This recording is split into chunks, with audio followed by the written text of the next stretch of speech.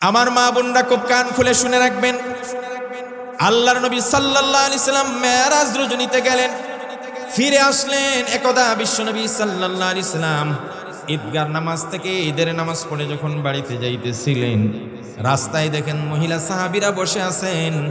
আমার নবীজি ওই মহিলা সাহাবীদেরকে ডাক দেয়া বলেন, ইয়া মাশারান নিসা, ও মহিলারা শুনো, কান খুলে শুনো। রাসূলুল্লাহর ওই হাদিস আমি আমার মা বোনদেরকেও শোনাইতে চাই। নবীজি আমার মহিলা সাহাবীদেরকে ডাক দেয়া বলেন, ইয়া মাশারান নিসা তাসাদ্দাকনা, ও আমার সাহাবীরা মহিলারা তোমরা বেশি বেশি করে দান করো।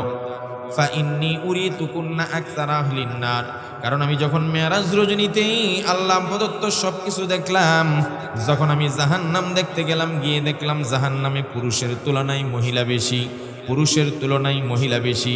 যেহেতু তোমাদেরকে আমি বেশি সংখ্যা মহিলাদের দেখেছি জাহান্নামে, তোমরা সাদকা করো, দান করো, আল্লাহর কাছে মাফ চাও। মহিলা সাহাবীরা বললেন, কুলনা লিমা ইয়া রাসূলুল্লাহ, হুজুর আমরা কোন কারণে জাহান্নামে বেশি, আমাদের দোষটা কি? মহিলা সাহাবীরা নবীকে জিজ্ঞেস করলেন দোষটা কি? এবার নবীজি বলেন, তোমাদের দুইটা দোষ, তোমাদের দুইটা দোষের কারণে তোমাদেরকে বেশি জাহান্নামে দেখছি। একটা দোষ হলো তুকসিরিনাল লানা ওয়া তাকফুরনাল আশিরা। আল্লাহু আকবার। এই শুনেন ভালো করে, আমার মা বোনরা কান খুলে শুনবেন, মা বোনদের ব্যাপারে বলা হচ্ছে। রাসূল বলছেন তোমাদের দুই দোষের কারণে তোমরা বেশিরভাগ জাহান্নামী। একটা হলো তুকসিরিনাল লানা, তোমরা কথায় কথায় মানুষকে লানত দাও, অভিশাপ দাও। আসেনি? পুরুষের তুলনায় মহিলারা অভিশাপ বেশি দেয় না, বদদুয়া বেশি করে না?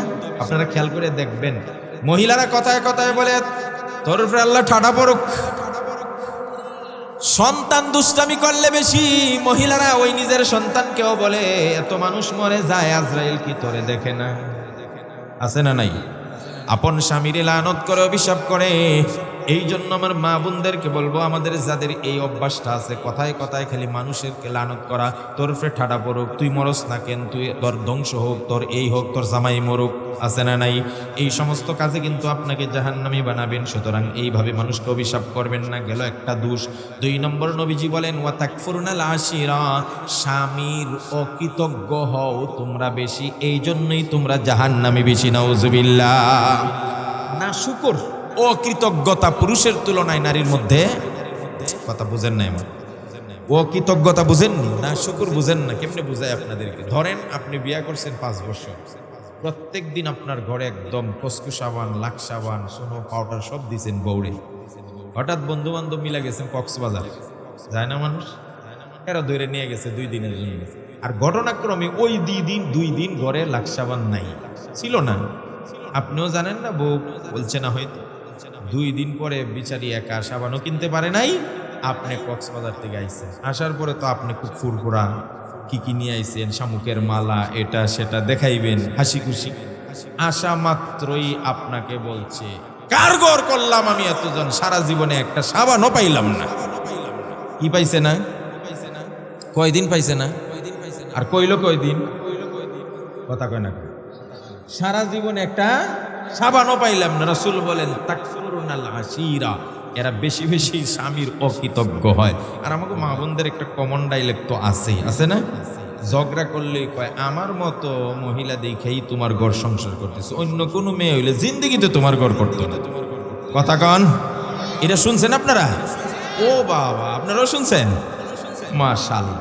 এই যে 2টা বদভ্যাসের কারণে মহিলাদেরকে জাহান্নামী বলছেন বেশি মুহাম্মদ সাল্লাল্লাহু আলাইহি ওয়াসাল্লাম। মা বোনরা আমার রাগ করবেন না, আপনার দোষ বলা উদ্দেশ্য আমার নয়। উদ্দেশ্য হলো আপনাকে জাহান্নাম থেকে বাঁচানো। যেই কারণে জাহান্নামী হবেন, ওই কারণটা যেন আমার ভিতরে, আমার বোনের ভিতরে না পাওয়া যায়। কারণ নবীজি সাল্লাল্লাহু আলাইহি সাল্লাম মহিলাদেরকে যেমন তাদের দোষ বর্ণনা করছেন, তাদেরকে সহজে জান্নাতে যাওয়ার ব্যবস্থাও করে দিয়েছেন। আজকে যারা আমার ওয়াজ শুনতেছেন, আমার মারা, আমার বোনেরা, আমার মারা, আমার বোনেরা, ভালো করে খেয়াল করে শুনবেন। মহিলাদের জন্য সহজে জান্নাতে যাওয়ার 4টা কর্মসূচি আমি দিয়ে যাব, অতি সহজে আপনি জান্নাতে চলে যাবেন। আল্লাহর নবী বলেন, আল মারআতু ইযা সাল্লাত খামসাহা ওয়া সামাত শাহরাহা ওয়া হাফিজাত ফারজাহা ওয়া তাহাসসানাত ফারজাহা ওয়া আতাআত বালাহা কিলা লাহা উদখুলিল জান্নাতা মিন আইয়ি আবওয়াবিন শি'তি। আল্লাহর নবী বলেন, কোন মা কোন বোন যদি 4টা কাজ করতে পারে, আল্লাহ পাক তার জন্য জান্নাতের সব কয়টা দরজা খুলে রাখবেন। সে যে দরজা দিয়ে খুশি সেই দরজা দিয়ে জান্নাতে চলে যাবে। কয়টা কাজ করলে জান্নাতের 8টা দরজাই খোলা থাকবে মহিলাদের জন্য? মহিলা মা বোনরা ভালো করে শুনবেন গো আমার মারা। 1 নম্বরে নবীজি বলেন সাল্লাত খামসাহা। নাম্বার 1, মহিলারা যেই বিষয়টা সবচেয়ে বেশি গাফেল, 5 ওয়াক্ত নামাজ পড়ে না। আরে নামাজের কথা কোরআনে অনেক জায়গায় আসছে, 5 উল্লেখ করে খুব কম আসেই নেই মনে হয়। কোরআনে যত জায়গায় বলছেন আকিমুস সালাতা আকিমুস সালাতা ইউকিমুনাস সালাতা আকিমিস সালাতা, হয়তো বলছি লিদুলুকিশ শামসি ইলা গাসাকিল লাইলি, একসাথে 5 ওয়াক্তের নাম উল্লেখ করে বা 5 উল্লেখ করে বলে নাই। কিন্তু মহিলাদেরকে যখন নামাজের কথা বলছেন তখন বলছেন সাল্লাত খামসাহা। মহিলারা যদি 5 ওয়াক্ত নামাজ পড়ে, 5 উল্লেখ করারও কারণ আছে।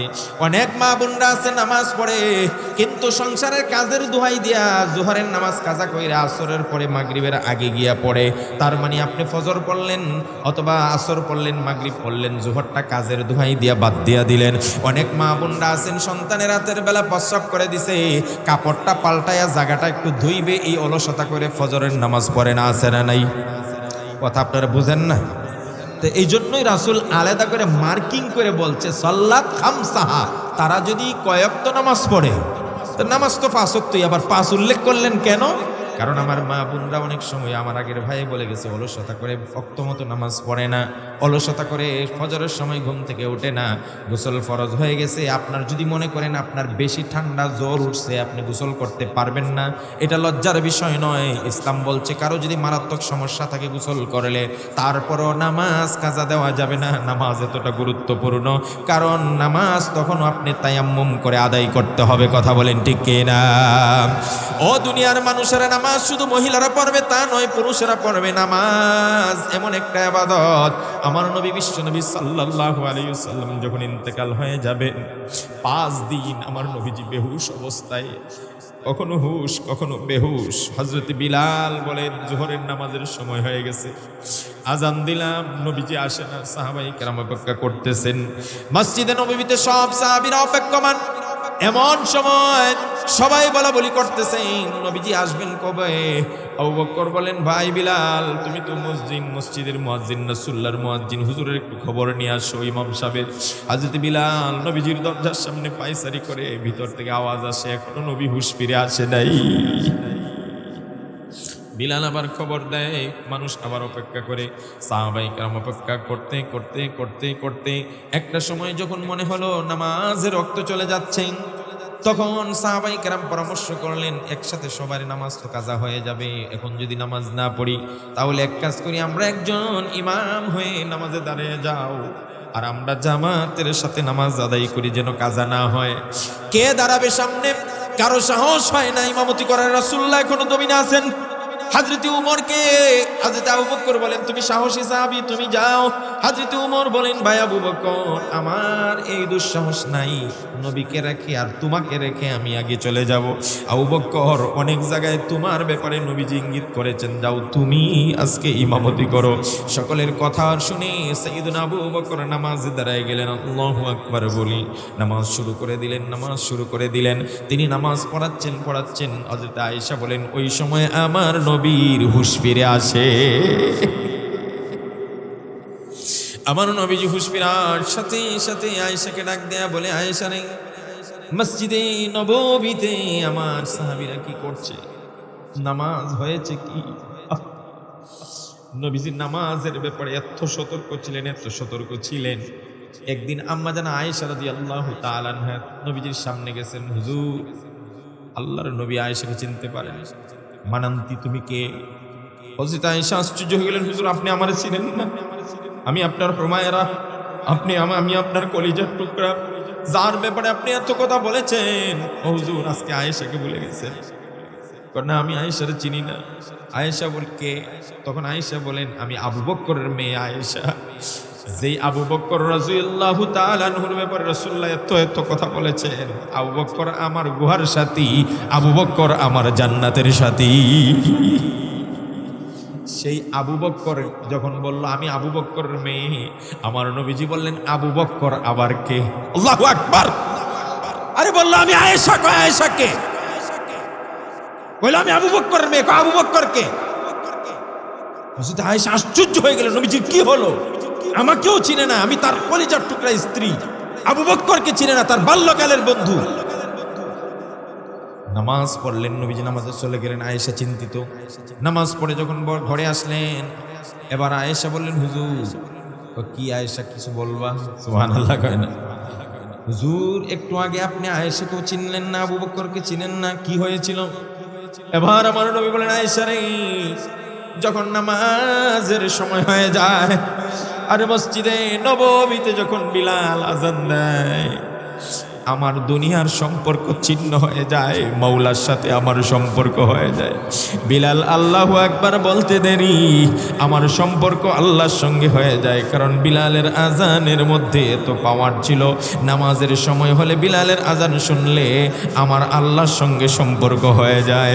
হযরত বিলাল বলেন এই জন্য আমিও রাসূলকে দেখে দেখে রাসূলের কথা মনে মনে করে আজান দিতাম। যেই দিন আমার নবী নাই, নবী ইমাম, আমি মুয়াজ্জিন, নবী চলে গেছেন দুনিয়া থেকে, আমিও ওই দিনের পর থেকে আর মদিনায় একদিনের জন্য থাকি নাই। মুয়াজ্জিন নাই, ইমাম নাই, মুয়াজ্জিনও নাই, বিলাল চলে গেছেন। 10 বছরের ভিতরে বিলাল রাদিয়াল্লাহু তাআলা একদিনও মদিনায় আসেন। হযরত উমরের জামানায় এক যুদ্ধে বিলালের সঙ্গে দেখা। উমর বললেন বিলাল তুমি চলো না একবার মসজিদে। বিলাল বলে না, যেই শহরে আমার নবী নেই ওই শহরে আমি যাব না। রাতের বেলায় হযরত বিলাল ঘুমাইলেন, স্বপ্নে দেখেন আমার নবী বিশ্ব নবী মুহাম্মদুর রাসূলুল্লাহ সাল্লাল্লাহু আলাইহি সাল্লাম বিলালকে বলছে, বিলাল এতটা দিন হয়ে গেল মদিনা থেকে চলে আসলে, একদিনের জন্য আমাকে দেখতে কি তোমার মনে চায় না? লাভ দিয়া বিলাল উঠে গেল, বলল উমর আমি আর দেরি করতে চাই না, মদিনা যেতে চাই। হযরত বিলাল মদিনায় যাওয়ার পরে সবাই রিকোয়েস্ট করলেন, বিলাল তুমি যখন মদিনার মসজিদে নববীতে আযান দিতে রে বিলাল, আমরা যখন লাকড়ি পরার জন্য কুড়ালটা মাথার উপর উঠাইতাম আর আল্লাহু আকবারের ধ্বনি বিলালের শুনতাম। আল্লাহু আকবার মানে আল্লাহ সবচেয়ে বড়। সাহাবায়ে কেরাম ওই কুড়ালটাকে আর সামনে আনতেন না, কারণ সামনে আনলে আল্লাহর চাইতে কুড়ালের সেদ বড় হয়ে যাবে।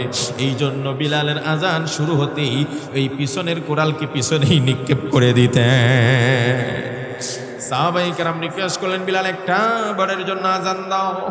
মদিনার মানুষ রাসূলের বিয়োগ ব্যথা সহ্য করতে পারছে না, হয়তো তোমার আজান শুনলে সেই স্মৃতিটা আবার মনে পড়বে, মানুষ মনে করবে রাসূলের যুগে আবার ফিরে আসছে।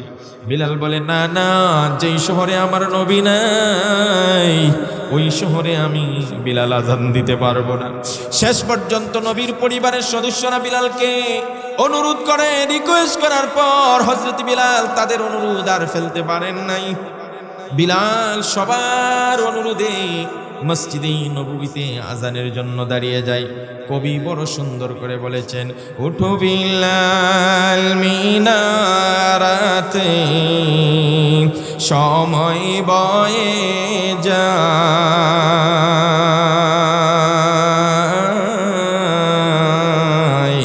আজান দাও গো মধুর সুরে শুনবার মনে চায়, আজান দাও গো মধুর সুরে শুনবার মনে চায়। আল্লাহু আকবার বলেন। বিলাল বলে আজান দিলে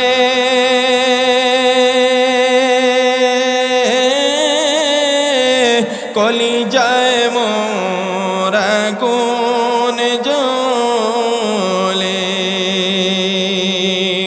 বিলাল বলে আজান দিলে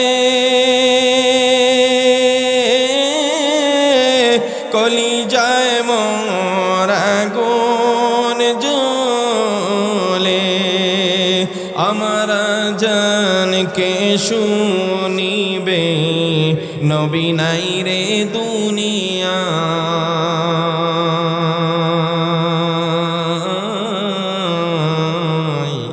আজান দাও গো মধুর সুরে, শুনলে প্রাণ জোড়ায়। আল্লাহু আকবার বলেন।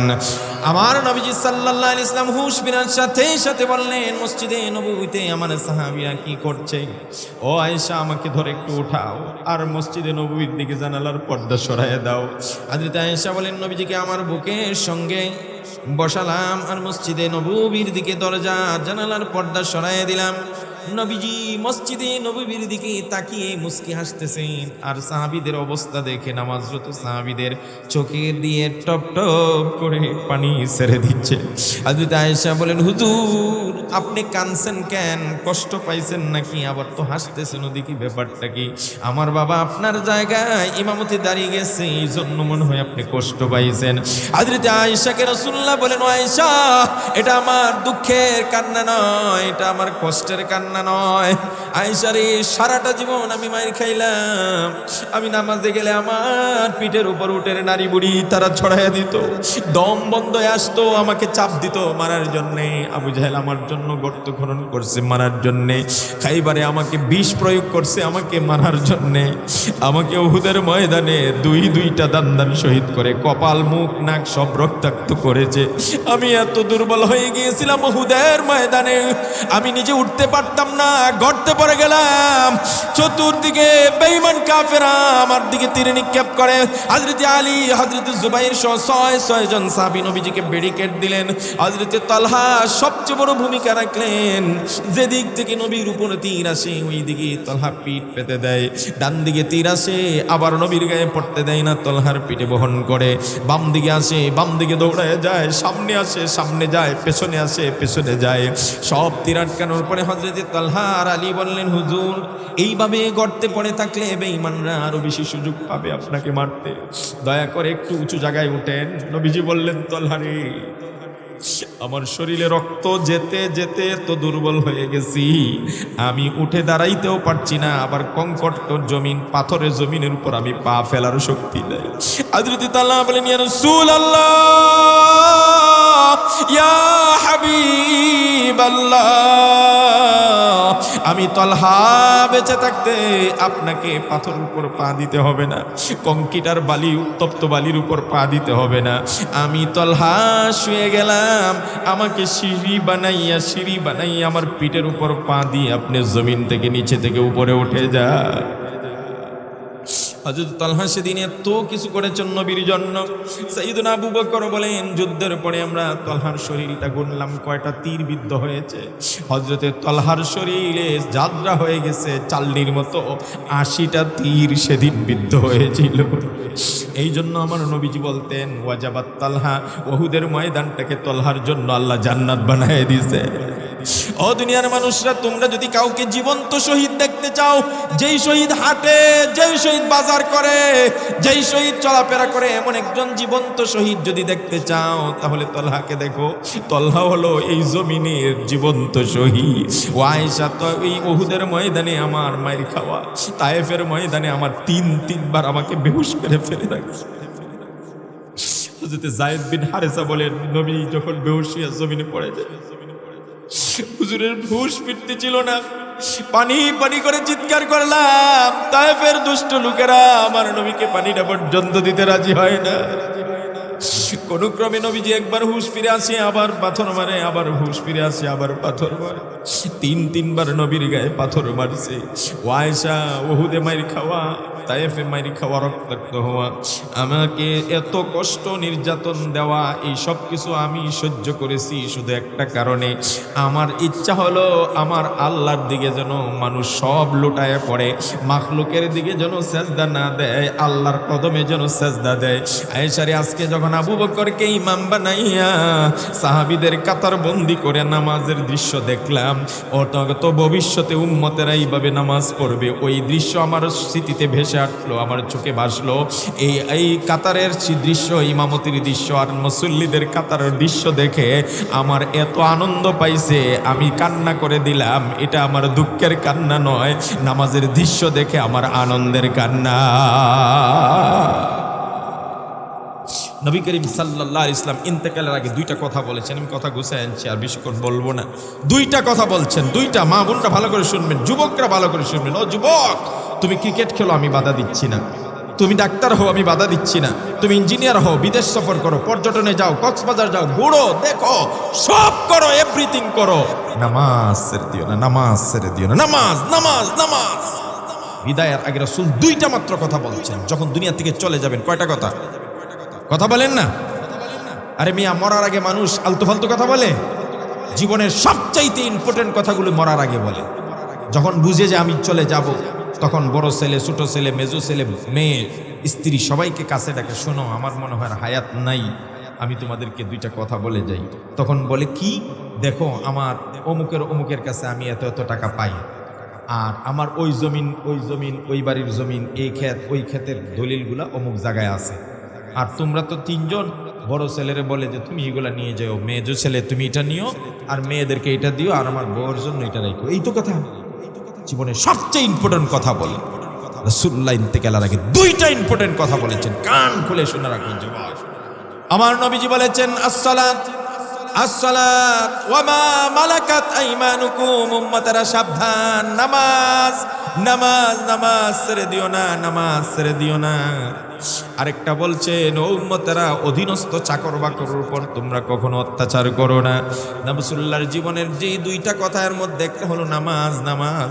এই জন্য রাসূল মাঝে মাঝে বলতেন, লা ঈমানা লিমান লা সালাতা লা, যার ঈমান লা, নামাজ নাই, সেই ঈমানদার দাবি করতে পারে না। এই জন্য যুবকরা যা করো না কেন, নামাজ ছেড়ে দিও না, সাবধান। কারণ একটা মাত্র ইবাদত, ইন্নাস সালাতা তানহা আনিল ফাহশাই ওয়াল মুনকার। আপনি নেশা ছাড়তে পারেন না, নামাজ ধরেন, নেশা ছাড়বেন, অবশ্যই ছাড়তে পারবেন। আপনি অন্যায় ছাড়তে পারেন না, নামাজটাকে ধরেন ভালো করে। নামাজ, হযরত সাহাবায়ে কেরাম বলেন, এক লোক মুসলমান হয়েছে, রাসূলুল্লাহর পিছনে নামাজ পড়ে, আবার চুরিও করে। কি করে? চুরি করে, আবার রাসূলুল্লাহর পিছনে নামাজ পড়ে। সাহাবীরা বললেন, হুজুর, এই লোক আপনার পিছনে নামাজ পড়ে আবার চুরিও করে। হুজুর বললেন, তাকে ছেড়ে দাও, তাকে ছেড়ে দাও তার অবস্থার উপর। আমাকে চুরি বন্ধ করতে হবে না, ইনশাআল্লাহ তাকে নামাজ পড়তে দাও, তার নামাজ তার চুরি বন্ধ করাবে। সুবহানাল্লাহ। এই জন্য আমি সব যুবকদেরকে, সব যুবতীদেরকে, মাদেরকে, বাবাজিদেরকে, ভাইদেরকে, সবাইকে একটা কথাই বলবো, নামাজ নামাজ নামাজ। নামাজের বিকল্প নাই, নামাজের বিকল্প নাই। আর আমাদের ভণ্ডরা শিক্ষা দেয় নামাজের পর, নামাজ একবার পড়লি আছে না, রাসূল মৃত্যুর আগ পর্যন্ত নামাজ পড়েছে। আর হেতি কয় নামাজের মতো নামাজ একবার পড়লে সে কত বড় আমিল, আসেনি এমন? আবার কয় আমরা জাহিরি নামাজ পড়ি না, মুল্লারা জাহিরি নামাজ পড়ে, আমরা বাতিল নামাজ পড়ি। এই প্রশ্নগুলো আপনারা শুনেন না? আবার কয় সেজদা দিব কোথায়? সারা দুনিয়া বলে সেজদা দিয়া শয়তানে বইরা দিছে, আছে না? এই শয়তানে তো জমিনের সব জায়গায় সেজদা দিছে, এই জন্য এরা সেজদা দেওয়ার কয়টা প্রশ্ন হয়েছে? কথা কয় না। তো আমি উত্তর দেই যে শয়তানের সব জায়গায় সেজদা দেওয়ার কারণে তুমি সেজদা এখানে দিবে না। তাহলে আমার প্রশ্ন হইল, তুমি কি জীবনে চার স্টুলে চা খাইছো? যদি কহ খাইছি, আচ্ছা, খাইলে কি বাড়ির থেকে কাপ নিয়ে যেতে? না। কোন কাপ দিয়ে খাইতে? ওই বা দোকানের কাপ দিয়েই তো খাই। কথা কয় না? দোকানের কাপ দিয়ে খেলে তুমি একাই কাপ চা খাও না আরো মানুষে খাও? কথা বুঝেন না? আরে চার দোকানের কাপ দিয়ে তো সবাই খায়। আচ্ছা, এখানে যারা খায় সবাই নামাজিরাই খায়, শুধু নামাজিরাই চার দোকানের কাপ দিয়ে খায়, বেনামাজিরা খায় না, সুর খায় না, মদ করে খায় না, নিশা করে খায় না। এক। দুই নম্বর, এই টাঙ্গাইল থেকে যে ঢাকায় লোকাল বাস দিয়ে যান আর যেমনি যান, এই বাস কি একজনের জন্য একটা বাস রিজার্ভ করে নিয়ে যায়? আমরা যে বাস দিয়ে যাই ওই বাসে আরো যাত্রী আছেন। আমার আগে কেউ যে সিটটাতে আমি বসছি এই সিটটাতে বসেনি, আমার পরেও বসবেনি।